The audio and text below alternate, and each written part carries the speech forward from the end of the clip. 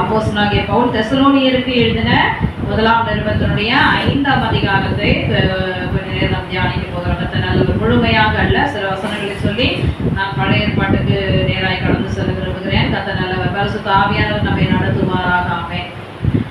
அப்போஸ்தலனாகிய பவுல் எழுதப்பட்டதான 13 நிருபங்களிலும் பார்த்தீங்கன்னா தெசலோனிக்கே பட்டணத்தாருக்கு தான் அவர் கர்த்தருடைய வருகை குறித்து, ரகசிய வருகை குறித்து அதிகமாக அவர் பிரசங்கிக்க ஆரம்பித்தார் என்று வேத பண்டிதர்கள் குறித்து வச்சிருக்கிறார்.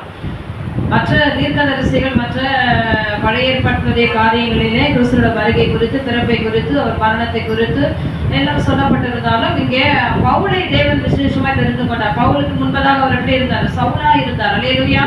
சவுலை தேவன் பவுலாக மாற்றினார். அவருக்கு என்று வைராக்கியமாய் நிற்கிற ஒரு கருவியாய் தேவன் அவரை தெரிந்து கொண்டார். அதை தெரிந்து கொண்ட பாத்திரமாய் இருந்து அவர் கிறிஸ்துடைய வருகை குறித்து அதிகமாக பிரசங்கிக்க ஆரம்பித்தார். புறஜாதிகளுக்கு அவர் என்ன பண்ணாரு? தேவனுடைய வார்த்தையை சொல்லும்படிக்கு போவார்.